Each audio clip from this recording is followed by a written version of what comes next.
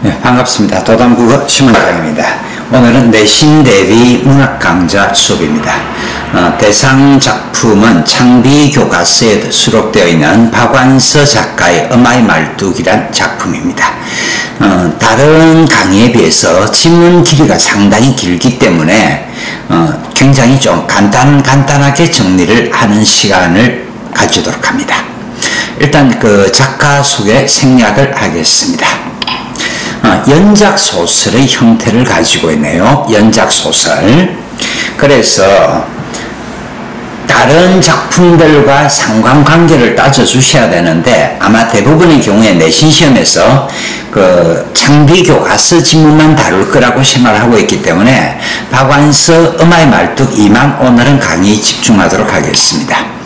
자전적이고 회고적 성격을 가지고 있다 그랬는데 이렇게 되면 역순행적 구성이라는 것 생각해 주시고요. 그런데 제가 항상 여러분들에게 말씀드리는 것이 현대소설은 어쩐가 개인과 사회의 갈등이 전제가 되어 있는 것이고 무조건 하고 나쁜 놈이 사회가 나쁜 놈이다. 개인을 욕을 하면 안 되고 사회를 욕할 준비를 하고 있어야 된다라는 말씀은 제가 계속해서 드리고 있는 이야기거든요. 그랬을 때 지금 이 작품 같은 경우도 개인과 사회의 갈등이라고 했을 때 현실이 뭐냐? 6.25 전쟁의 상처. 자, 오늘 이 작품은 6.25 전쟁의 상처라는 것에 초점을 맞춰 주셔야지 늘 똑같은 얘기입니다만은 사건이나 그 단순하게 표면적으로 드러나는 줄거리에 집중을 하시면 안 됩니다. 자, 특징을 봐보면 1인칭 시점을 가지고 있음으로써 굉장히 생생한 느낌을 불러일으키고 있다. 이게 지금 출제 요소가 될 거고요. 그 다음에 역순적 구성이라는 것이 출제 요소가 됩니다. 그 다음 전쟁의 상처를 안고 살아가는 개인의 피해의식, 전쟁의 상처를 안고 살아가는 개인의 피해의식, 어쨌거나 현실이 나쁜 놈이다 라는 걸 생각해 주시고요. 전체 그 소설이기 때문에 5단 구성을 가지는데 발단, 전개, 위기, 절정, 결말의 5단 구성을 가질 겁니다. 그런데 일단 오늘 이 부분도 조금 건너뛰도록 하겠습니다. 왜냐? 시간을 줄여야 하기 때문입니다. 그래서 전체적으로 연작 소설이 엄마의 말뚝 1도 있고 2도 있고 3도 있는데 엄마의 말뚝 1은 생략을 하고요. 오늘 지문인데 중산 청천읍주부로 안정된 삶을 살아가던 나. 그런데 엄마가 다리를 다칩니다. 그래서 과거를 회상합니다. 그런데 그 회상되는 과거의 내용이 뭐냐 그러면 6.25 전쟁의 상처인데 6.25 전쟁 당시 오빠를 인민군의 총살로 인해서 잃게 되었다. 그런 참담한 기억을 떠올린다. 이걸 어떤 식으로 생각을 해 주셔야 되냐면 지금 이 작품이 실제 전개되고 있는 오늘 현실에도 과거의 상처가 그대로 전해져 내려온다. 지금 현실에도 과거의 상처가 그대로 전해져 내려온다. 이 말을 기억을 해주시면 되는 겁니다. 그 다음에 엄마의 말뚝 3도 지금 내신 지문이기 때문에 오늘은 생략을 하도록 하겠습니다. 그래서 작품 제목이 엄마의 말뚝인데 엄마의 말뚝이라는 상징성이 무엇이냐? 일단은 엄마는 우리 가족을 갖다가 책임져야 한다라는 그런 의지 때문에 엄마가 서울 안으로 입성을 하게 되고요. 그러한 엄마의 굳은 의지를 상징하는 것이 엄마의 말뚝이란 의미입니다. 두 번째, 내가 작품 속의 서술자인 내가 엄마에게 대해서 느끼고 있는 정신적 구속감, 그러니까 이런 것들은 조금은 부정적인 뉘앙스를 가지는 것이 되겠는데 이게 엄마의 말뚝이란 상징성도 되겠고요. 그 다음에 엄마는 어쨌거나 자식을 보호하지 못했다라는, 그래서 가슴 속에 이 한의 덩어리가 지금 맺혀 있는 것, 그게 엄마의 말뚝이라는 상징성이 되겠습니다. 그 다음에 이 작품은 1인칭 주인공 시점을 가지고 있는데요. 그래서 1인칭 주인공 시점을 가지고 있음으로써 내가 바라보고 있는 어머니의 모습, 동시에 어머니를 바라보는 나의 마음, 그래서 나 자신을 갖다가 전체적으로 드러내고 있습니다. 그래서 내 이야기를 직접적으로 전달하기 때문에 굉장히 실감나게 전달할 수 있다. 그 다음에 그 공감대 형성이나 신뢰감을 줄 수 있다. 네, 여러분 이 작품의 출제 요소이기 때문에 이 부분 기억을 해 두셔야 되겠고요. 그 다음에 이 작품에서는 나와 엄마의 관계가 초점이 돼줘야 되겠는데, 엄마가 나를 대하는 태도가 있고 내가 엄마를 대하는 태도가 있는데, 그 엄마는 나를 자신의 임종과 유언을 지켜줄 유일한 존재로 믿고 있으면서도 끝까지 약한 모습을 보이지 않으려 하는 약간은 이중적인 모습을 보여주고 있는데요. 그러니까 나에게 약한 모습을 보이지 않으려 한다라는 것은 의지적 인물형이다라고 잡아주셔야 되겠고, 그 다음에 그 어머니가 나에게 어떤 소원, 자기가 기대하는 바를 그 기댈 수 있는 유일한 존재로 바라보고 있습니다. 그런데 나는 지금 이런 그 과거의 상처에 얽매여 있는 어머니에 대해서 비판적 태도를 가지고 있어요. 비판적 태도. 그러면서 그 어머니의 마음에 대한 연민의 정을 가지고 있습니다. 비판과 연민, 비판과 연민 기억을 해둡시다. 그래서 나와 엄마의 관계를 전체적으로 살펴보면 비판적인 시각을 가지면서도 나 역시 그런 어머니가 내 삶에 차지하는 비중, 그런 것에 묶여 살아가는 존재이더라. 작품 전체가 역순행적 구성을 가지고 있는데요. 현재 시점에서 과거를 회상하는 구성입니다. 그래서 현재 시점에서 과거를 돌아봄으로 해서 오히려 작품 속의 사건이 더욱 비극적으로 다가온다라는 거 기억해 두시고요. 마지막 지문이 끝이 날 때 어머니는 아직도 투병 중이시다라는 문장으로 끝이 나는데, 이 엄마의 병이라는 것이 분단과 전쟁으로 인한 하나의 상징입니다. 자, 다시 환기합시다. 선생님은 여러분들에게 항상 강조하는 것이 현대소설은 개인과 사회의 갈등이다. 그래서 우리가 비판, 고발하는 대상이 현실이 되어야 한다라는 그 말을 기억을 해주셔야 됩니다. 그래서 현실 자체를 엄마의 병이라고 이야기를 하고 있는 겁니다. 그래서 지금 이 순간에도 분단 상태가 지속되고 있다는 것.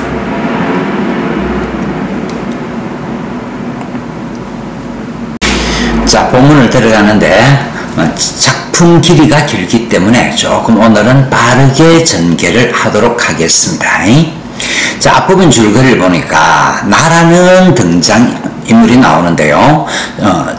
일단은 서술자이면서 1인칭 주인공 시점을 가지고 있습니다. 자, 친정어머니가 넘어져 크게 다쳤다. 어쨌거나 충격적인 소식을 듣게 되는 거고요. 병원으로 달려간다. 악은에 가까운 고령의 어머니는 수술을 받게 되고 내가 홀로 어머니의 병실을 지키게 되는데 이제 초점이 나옵니다. 수술 후에 마취가 풀리면서 허공에 대고 소리를 치는 등 이상한 행동을 보이더라. 자, 이게 지금 작품의 핵심 내용입니다.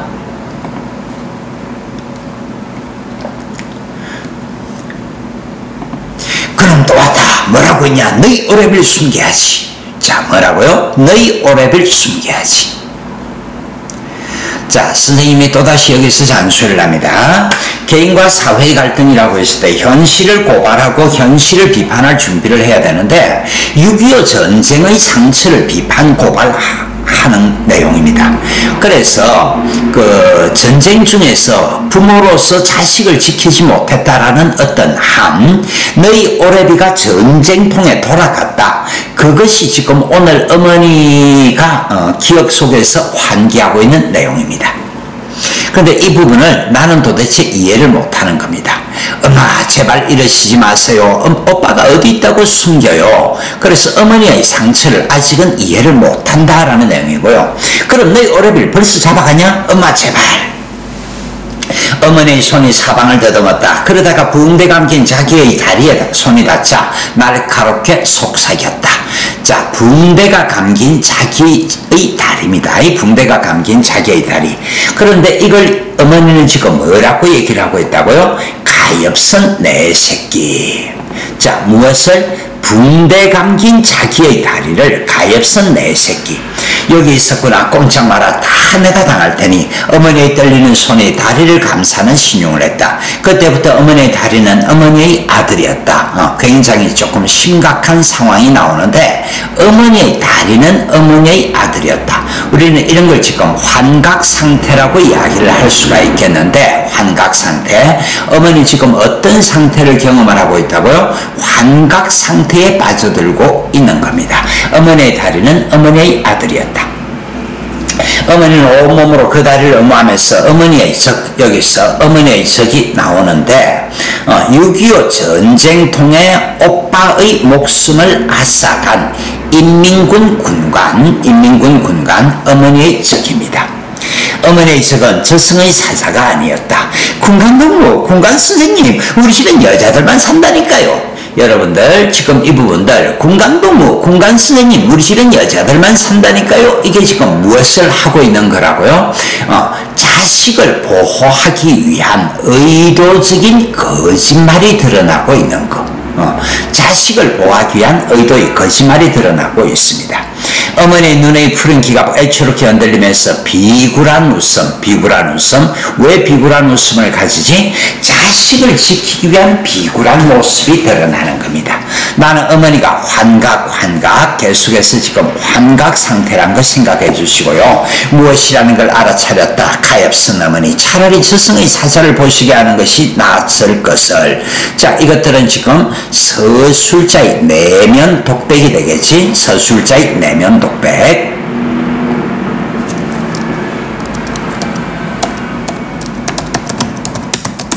서술자의 내면 심리가 드러나고 있다. 잡아주시고요. 어머니는 그 다리를 어디다 숨기는지 몸부림쳤다. 그러나 어머니의 다리는 요지부동이었다. 군관 나으리, 우리 집엔 여자들만 산다니까요. 찾아보실 것도 없다니까요. 군관 나으리.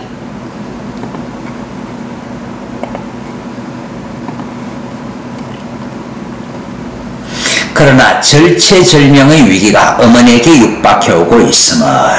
그런데 여기서 지금 절체절명의 위기라는 것이 어떤 의미입니까? 과거 회상 속의 사건이 되는 겁니다.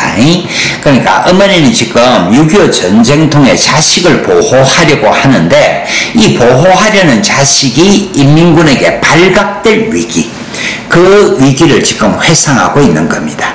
어머니에게 육박해오고 있음을 난들 어쩌랴.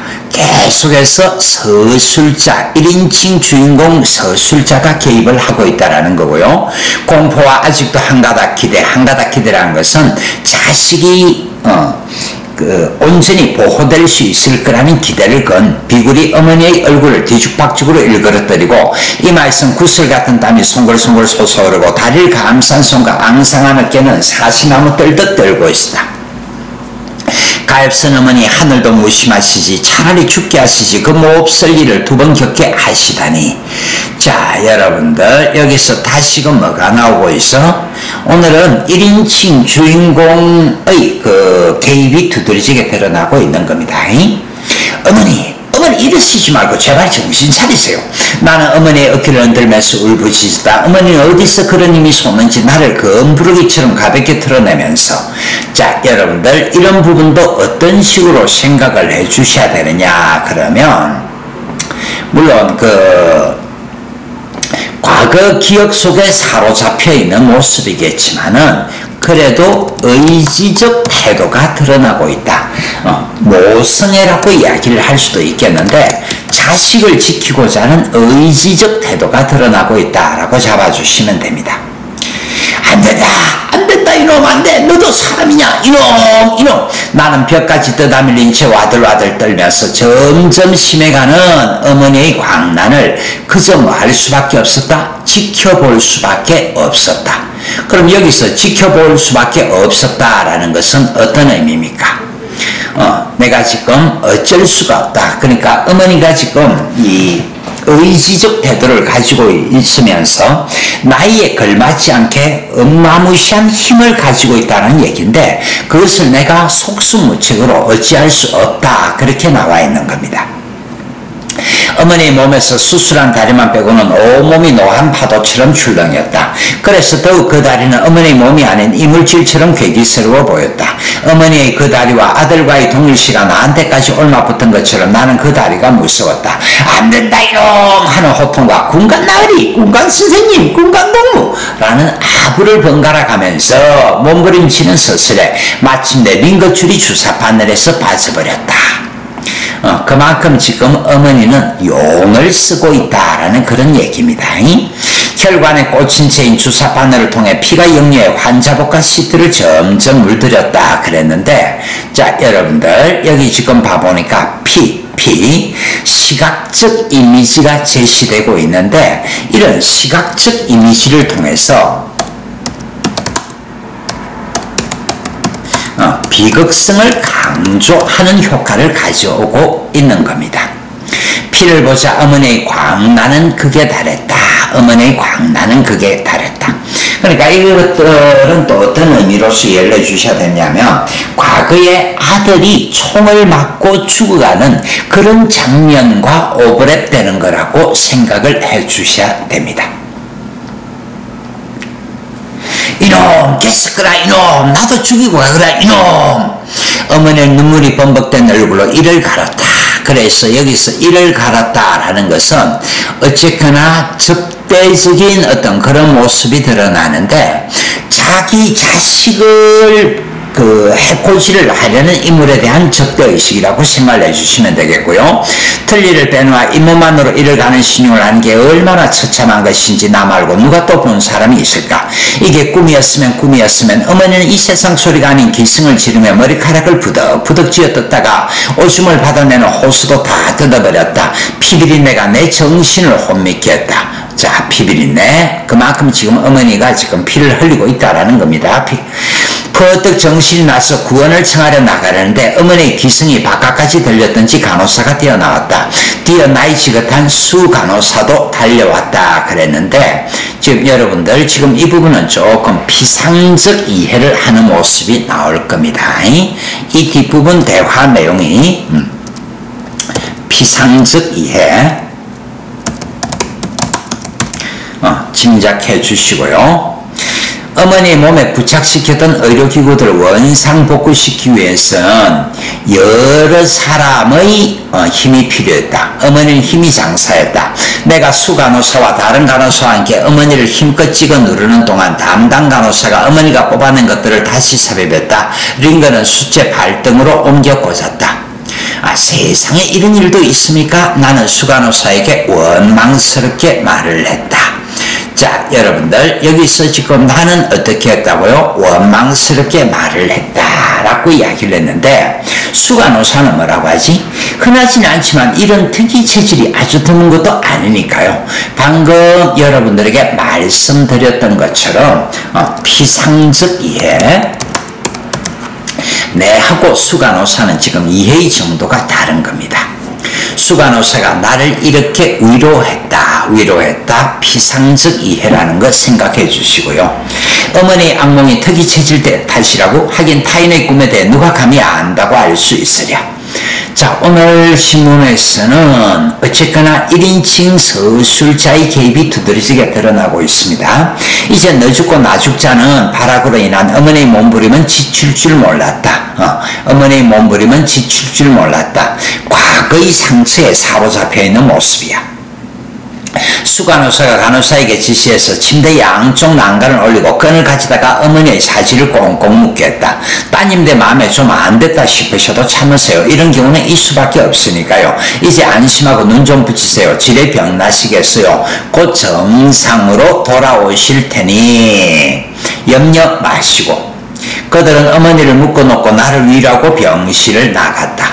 나는 지칠 대로 지쳐서 신을 쉬는 채 보조 침대에 상반 쉬는 것 같다. 그러나 웬걸 자, 여러분들 또다시 비극성이 지금 강조가 되고 있는데 원한 맺힌 맹수처럼 어른거리던 어머니가 에잇하고 한번 기합을 넣자 사지를 묶은 끈은 우지직 끊어지기도 하고 혹은 풀리기도 했다. 자, 여러분들 사지를 묶은 끈은 우지직 끊어지기도 하고 혹은 풀리기도 했다. 그러니까 지금 병으로 쇠약해진 어머니가 이 상식적으로는 이해할 수 없는 힘을 발휘를 하고 있는 건데 이런 것들은 어쨌거나 자식을 지키려는 모성애와 관련시켜주는 그 생각만 해주시면 되는 겁니다. 어머니는 다시 길길이 뛰기 시작했다. 참으로 불가사의한 괴력이었다. 목소리도 덧이 통하는 말이 아니라 원한의 울부짖음과 독한 악담이 섞인 소름 끼치는 기성이었다. 조금 더 과장 없이 간장을 도려내는 아픔과 함께 내 속에서도 불가사의한 괴력이 솟아나왔다. 자, 여러분들 내 속에서도 불가사의한 괴력이 솟았다 그런데 어머니가 정상인의 상식으로는 이해하기 힘들 정도로 지금 괴력을 발휘를 하는데 나 또한 어머니를 막기 위해서 그런 괴력을 발휘한다라는 이야기입니다. 나는 이를 악물고 어머니에게로 돌진했다. 다시는 아무의 도움도 청하지 않고 어머니와 맞서리라.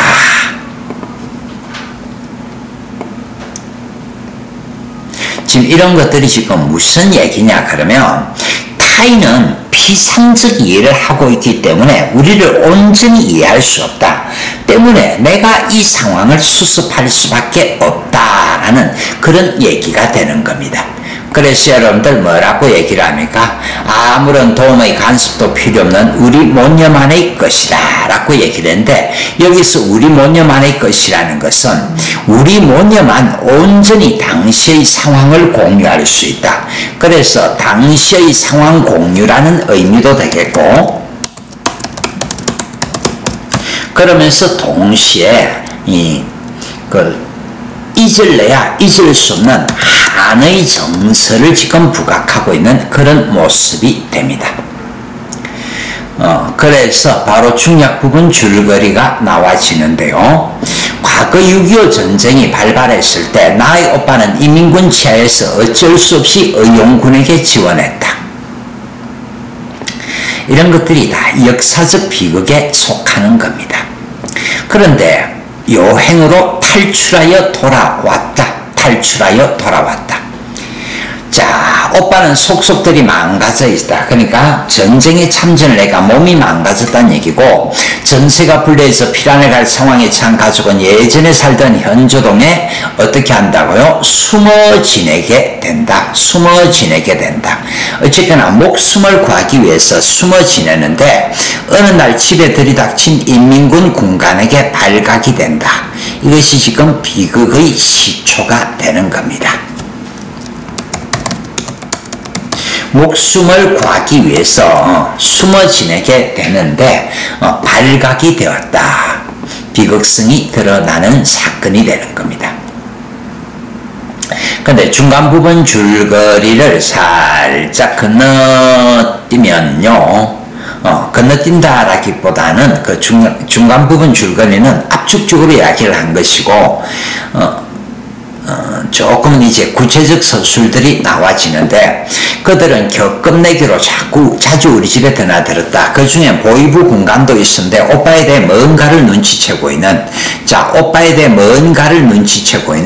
이게 그러니까 의용군으로 끌려갔다가 탈출을 한 사람이 아니냐 그런 것들을 눈치채고 있다는 얘기입니다. 우리하고 천연덕스럽게 고향 이야기나 처자식 이야기를 하다가도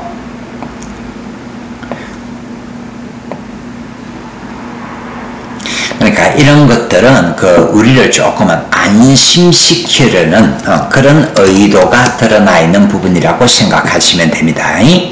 갑자기 오빠를 노려보면서 딴 사람같이 카랑카랑한 목소리로 동무 혹시 인민군대에서 도주하지 않았어? 그러니까 이런 것들이 긴장감을 조성하는 그래서 이게 어쨌거나 탄로가 나면 목숨을 잃는다든지 그런 일들이 생길 수밖에 없는 거거든요. 긴장감을 조성하는 대화를 뜬금없이 딱 던지는 거고요. 동무 혹시 국방부에서 나고한 게 아니요? 역시 뭡니까? 역시 또 마찬가지로 긴장감을 조성하는 그런 내용이 되는 겁니다. 간이 콩알 만큼 오그라들었다. 그러나 오빠는 그들만 나타나면 사색이 되어 뜨는 증세가 그런 소리로 더해지거나 덜해지지가 않았고, 지금 이거는 무슨 말이냐면 그 전쟁에 참전을 해가지고 몸이 망가진 상태에서 지금 오빠가 제정신이 아니란 얘기입니다. 제정신이 아니기 때문에 인민군 군관이 어떻게 위협을 하거나 회유를 하거나 하는 말에도 제정신이 아니기 때문에 지금 넘어가지 않는 겁니다. 인민군복을 보자마자 새로 생긴 실어증. 자, 여러분들 이런 것들이 지금 뭐라고요? 개인과 사회 갈등에서 현실을 욕할 준비를 해라. 그래서 제가 여러분들에게 말씀드리는 것은 6.25 전쟁의 상처를 지금 고발하고자 하는 건데, 이런 실어증이라는 것도 전쟁의 상처와 관계되는 거라고 생각을 하시면 됩니다. 자, 붉은 옷에 빈틈이 없었다라고 얘기를 했는데, 이거는 뭐냐니까 지금 실어증과 같은 이런 전쟁의 상처를 겪고 있기 때문에 자기 자신을 숨기려고 해서 숨기는 것이 아니라 애초에 지금 아픈 상태다라는 그런 얘기입니다. 문제는 우리였는데 우리도 오빠가 불구가 걸 연기로서가 아니라 실제로 받아들이고 있었다. 슬프고 원통한 일이었지만 오빠가 치유될 가망성은 없어 보였다. 전쟁의 상처를 얘기하는 겁니다. 그러나 그 고위 부분 군가는 남달리 집요한 데가 있었다. 자, 이런 것들은 인물 성격의 직접적 제시, 인물 성격의 직접적 제시 잡아주시고요. 위협도 하고 회유도 하고 때론 애원까지 하면서 진상을 알고 싶어 했다. 그러니까 좀 집요하다 그런 얘기고, 어머니를 보면 딱히 죽겠어. 아들 하나가 어쩌다 저 꼴이 됐을까? 그렇지만 배 안의 불구는 아니지. 배 안의 불구라는 것은 태어날 때부터 불구는 아니지. 그렇지? 배 안의 불구만 아니면 고칠 수 있어. 우리 북반부 의술은 세계적이거든. 그러고도 가난한 사람 우선이야. 내가 얼마든지 좋은 의사 보내줄 수 있으니까 바른 대로만 말해. 언제부터 왜 저렇게 됐나 그렇게 얘기를 했는데, 어쨌거나 앞에서도 집요함이란 얘기들이 있었는데 진상을 알고 싶어함, 진상을 알고 싶어하다 그렇게 잡아주시면 되겠습니다. 자주 드나들면서 언제부터인지 우리 어머니를 어머니라고 부르면서 이렇게 응쓱 섞인 반말짓거리까지 했다. 차고 모질게 굴 때보다도 그럴 때는 어머니도 벌벌 떨면서 횡설수설하기가 일쑤였어.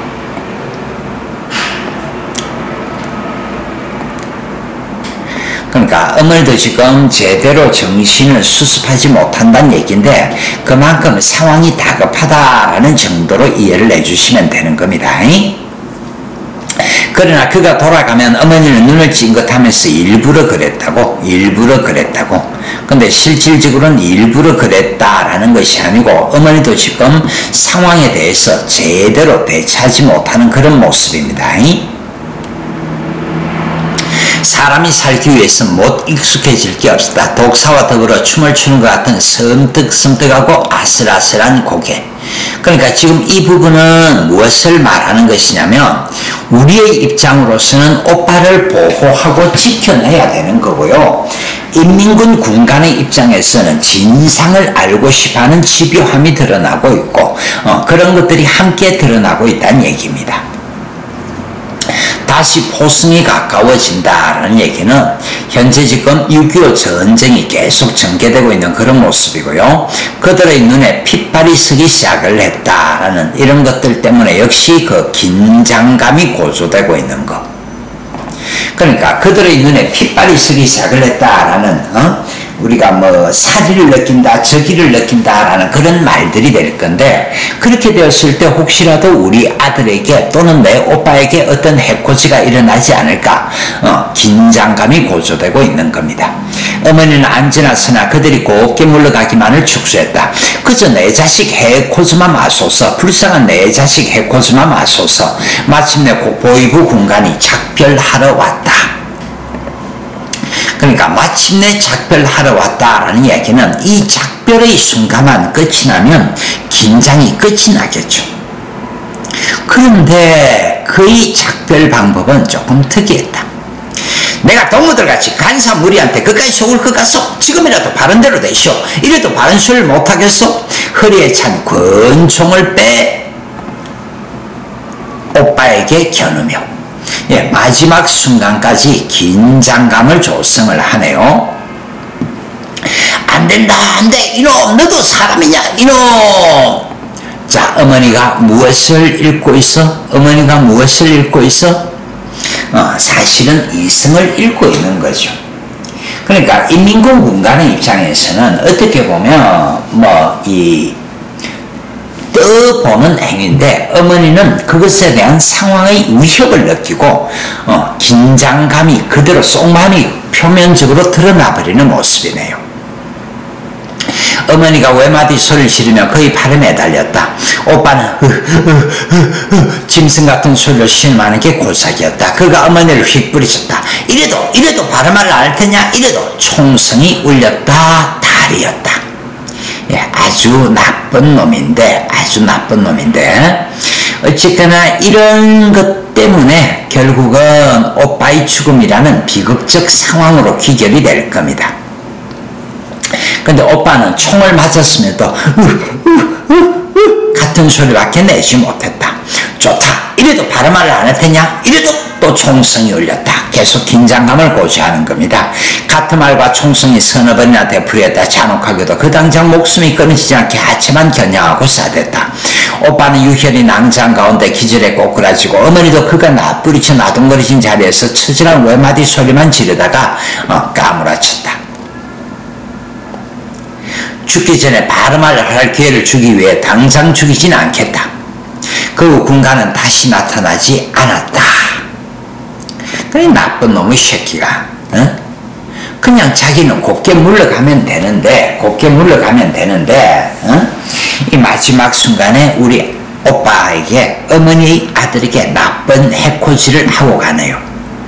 며칠 만에 세상은 바뀌었다 그랬는데, 이거는 인민군 세상에서 국방군이 지배하는 세상으로 바뀌었다는 얘기입니다. 오빠의 총상은 다 치명상이 아닌데도 며칠 만에 운명을 냈다. 자, 이건 지금 여러분들 꼭 이 총을 맞았다라는 것보다는 어쨌거나 전쟁의 상처라는 쪽에 항상 포인트를 맞춰 주셔야 됩니다. 그래서 이것이 바로 무엇이 되느냐 하면 어머니의 가슴속 상처와 한의 원인이 되는 거. 그러니까 어머니가 자식을 지켜주지 못했다라는 것이 상처와 한의 원인이 되는 것.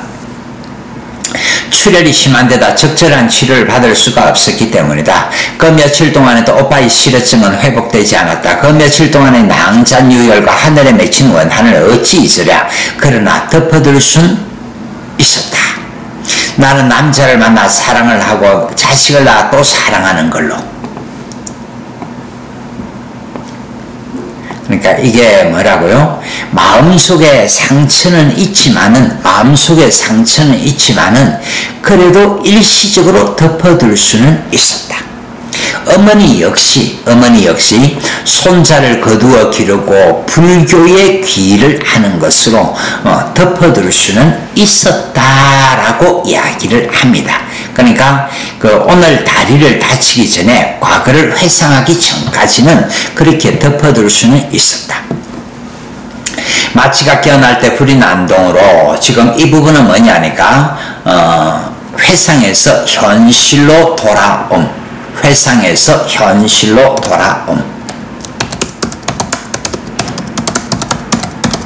네, 그렇게 예를 해두시면 되겠고요. 마치가 깨어날 때 불이 난동으로 어머니는 어찌나 많은 힘을 소모했는지 그 오랫동안 탈진 상태가 계속되었다. 그 다음에 내용을 보시면 부피도 무게도 호흡도 없이 불면 날아갈 듯 한 장의 백지장 그랬는데, 그만큼 어머니가 지금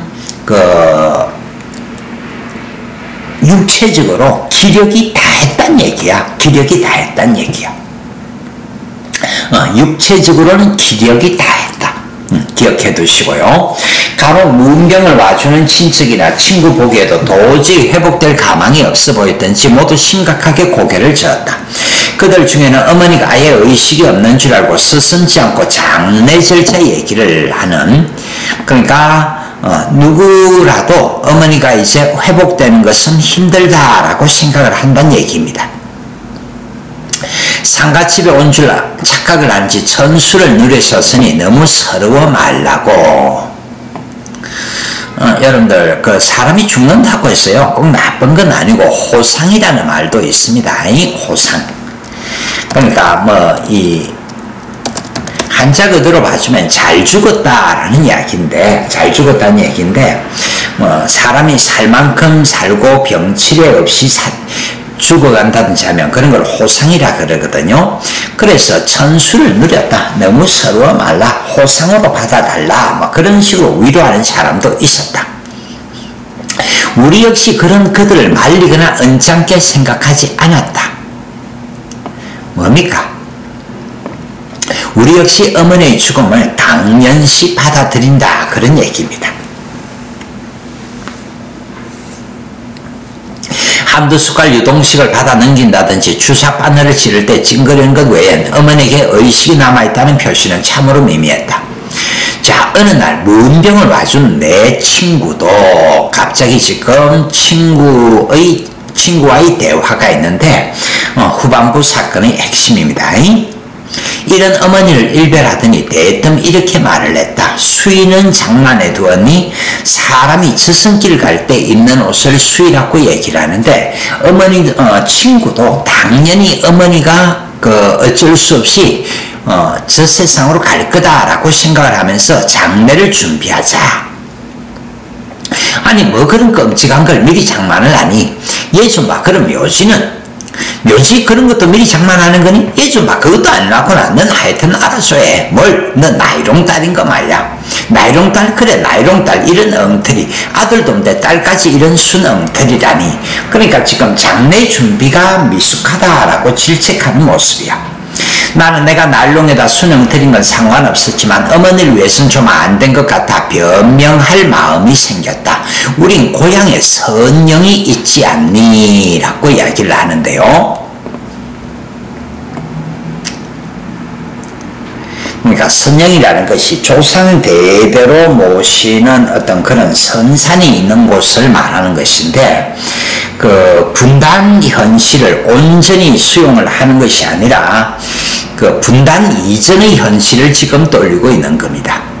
너희 고향이 어딘데? 몰라서 묻니? 개성쪽 개풍군이야. 거기 있는 선영이 무슨 소용이 있어? 자, 여러분들, 나는 북한 땅에 우리 조상 대대로 그 조상들을 모시는 선산이 있다라고 이야기를 하는 거고요.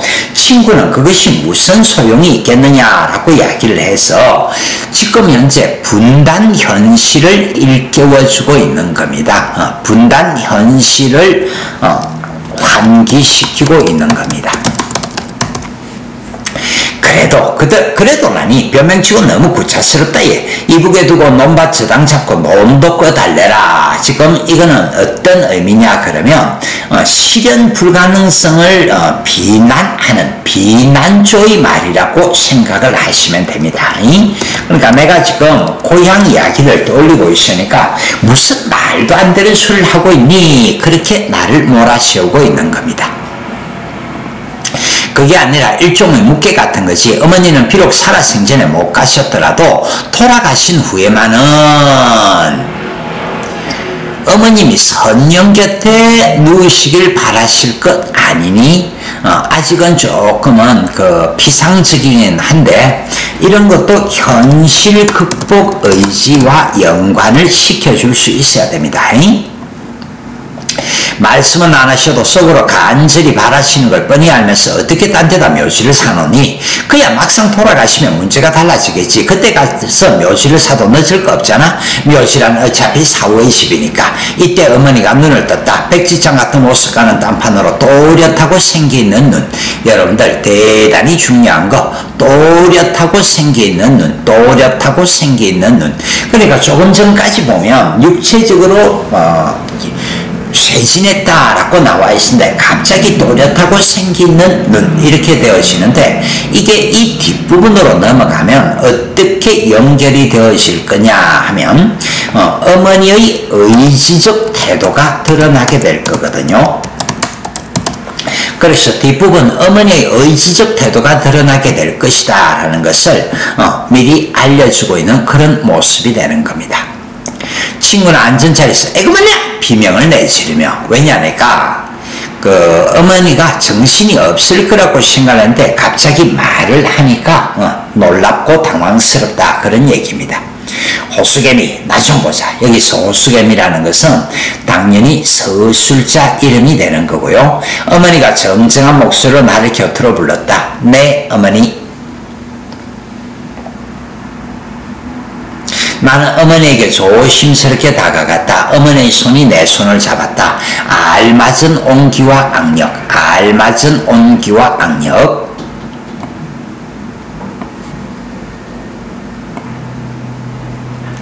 나를 놀라게도 서럽게도 했다. 그런데 조금 전 육체적 세준과 대비되고 있다는 거 아시겠죠?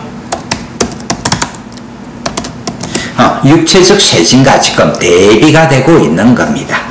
그래서 지금 이런 부분들이 조금 전에도 제가 말씀을 드리다시피 이 작품 후반부에서는 지금 어머니의 의지적 태도가 드러날 거거든요.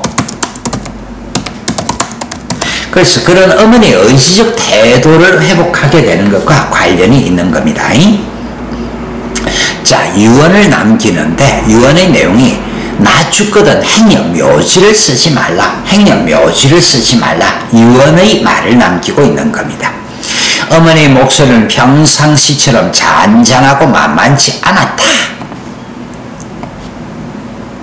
자, 뭐라고요? 어떤 그 심리 암시가 되는 겁니다. 심리 암시. 그러니까 평상시는 잔잔하고 그렇게 했었는데 지금 육체적 쇠진의 상태에서도 잔잔하고 만만치 않았다. 뭔가 평상시와 말투가 다르다는 얘기입니다. 네? 다 들으셨군요. 그래 마침 듣기 잘했다. 그렇지 않아도 언제고 꼭 일러두려 했는데 유언삼아 지금 유언입니다. 일러두는 게니 잘 들어뒀다. 어김없이 시행토록 해라. 자, 이제 핵심적인 내용이 다가오네요. 나 죽거든 내가 너희 오래비한테 해준 것처럼 해다오. 그렇게 얘기를 했습니다. 그래서 지금 이 부분이 뒤에 가면 이제 어떻게 나와지느냐면 나와 어머니의 경험의 동일성이 강조가 될 것인데 무슨 말이냐면 과거에 어머니가 어떤 일을 하였습니다. 그걸 지금 내가 어떤 일을 해야 한다라고 어머니가 유언을 하고자 하는 겁니다. 어쨌거나 여기서는 대단히 중요한 것이 뭐냐면 나와 어머니의 체험의 동일성. 이게 지금 과거에 수능시험에서 이 문제가 정답으로 나왔던 적이 있었기 때문에 이 부분 잡아주셔야 됩니다. 계속 본문 읽어갈게요. 누가 뭐래도 그렇게 해도 누가 뭐라든 상관하지 않고 그럴 수 있는 건 너밖에 없기에 방금 제가 여러분들에게 말씀을 드렸습니다. 체험의 동일성, 경험의 동일성과 관련이 있는 겁니다. 오빠처럼요? 그래. 꼭 그대로 그걸 설마 잊고 있진 않았겠지? 있다니요. 그걸 어떻게 잊을 수가. 어머니의 손의 악력은 정정했을 때처럼 아니 나를 끌고 농바위 고개를 넘을 때처럼 자 나를 끌고 농바위 고개를 넘을 때처럼 그렇게 얘기를 했는데 이 부분도 지금 과거 회상 장면이 되는데 이 과거 회상 장면도 어머니의 의지 자식을 지키려는 어머니의 의지와 관련된 부분이다 라고 생각을 하시면 됩니다. 오빠의 시신은 처음에 무학제 고개 넘어 벌판의 반머리에 감회상을 했다. 자, 이런 부분들은 뭐라고요? 과거 회상이 되는 겁니다. 과거 회상.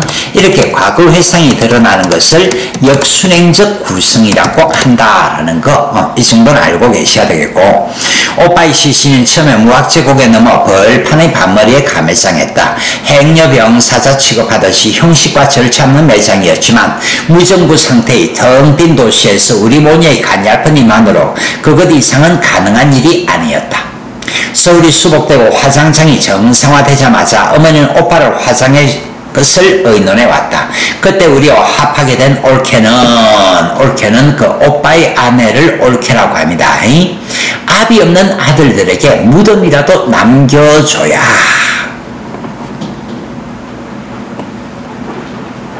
요즘은 우리가 그 매장보다는 화장을 많이 합니다만은 6.25 전쟁 이런 시기만 하더라도 무조건 사람이 죽으면 매장을 하는 것이 당시 사람들의 관념이었거든요. 그래서 자식들을 위해서 매장을 하자, 무덤이라도 남겨줘야 한다. 공동묘지라도 이상할 것을 주장했다.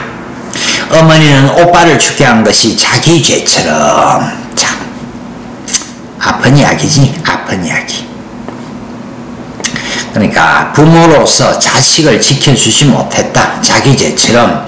젊어 과부된 며느리한테 기가 죽어 지냈었는데 그때만큼은 조금도 양보할 기세가 아니었다.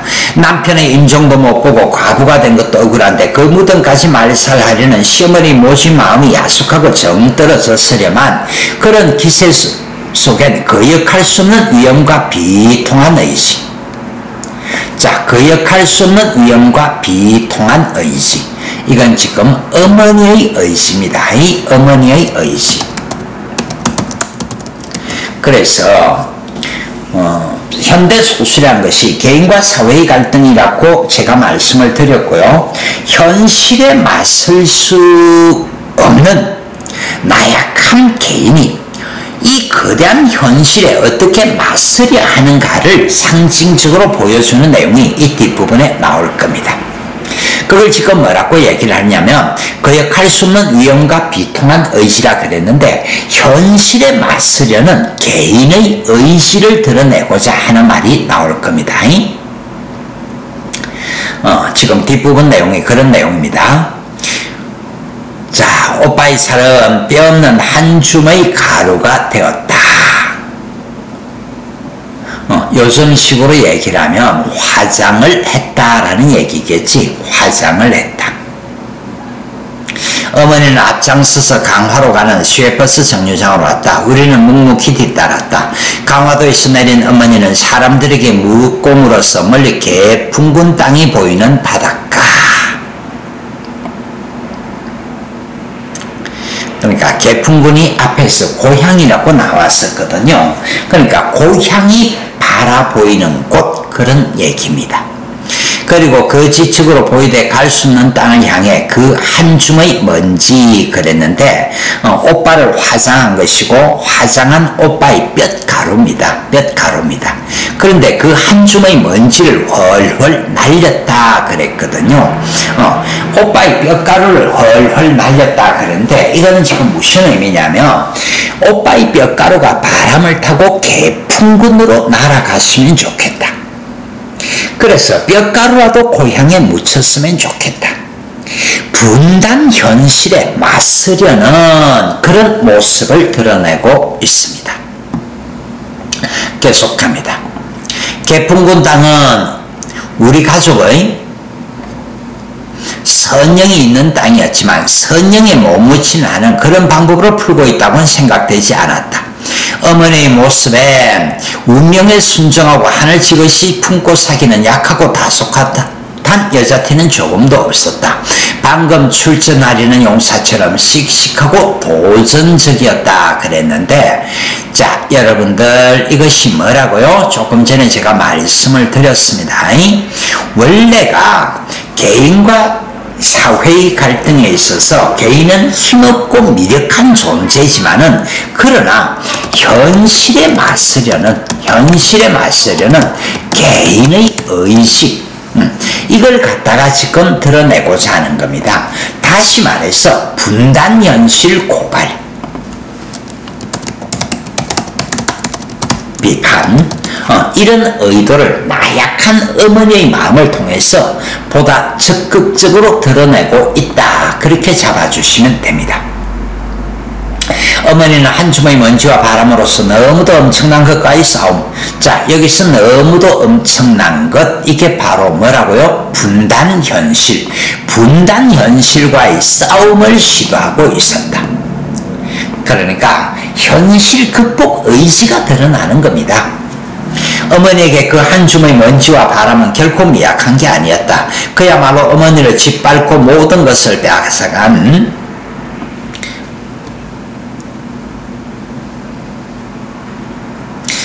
어머니가 도저히 이해할 수 없는 분단이란 괴물을 홀로 거역할 수 있는, 자, 뭐라고요? 분단이란 괴물을 홀로 거역할 수 있는, 자, 현실 저항의 의지입니다. 이런 것도. 근데 이제 그 본질적인 내용이 나오는데요. 어쨌거나 이 작품은 그 역순행적 구성을 가지고 있다라는 걸 생각을 해 주셔야 됩니다. 그래서 방금은 체험의 동일성이 드러나 있었는데요. 이제 다시 과거에서 현재로 돌아온 그런 내용이 지금 다루어지고자 합니다. 어머니는 아들아 그때 그 자리에서 또 그 짓을 하란다. 그때 그 자리에서 또 그 짓을 하란다. 그러니까 마찬가지로 무엇을 뿌려달라? 어머니가 뼈가루를 뿌려서 고향 땅에 뼈가루가 날아가기를 바랐던 것처럼 나 역시 어머니의 뼈가루를 뿌려달라. 그렇게 얘기를 하고 있는 겁니다. 이젠 자기가 몸속 그 먼지와 바람이 될 테니 나더러 그 짓을 하란다. 그 후 30년이란 세월이 흘렀건만. 그러니까 지금 이게 뭐냐니까 이 작품이 창작된 것이 1980년대란 얘기야. 1950년대 초반에 6.25 전쟁이 일어났는데 1980년대가 되었다. 이게 지금 작품의 창작 배경이란 얘기가 되겠고요. 창작 연대가 되겠고요.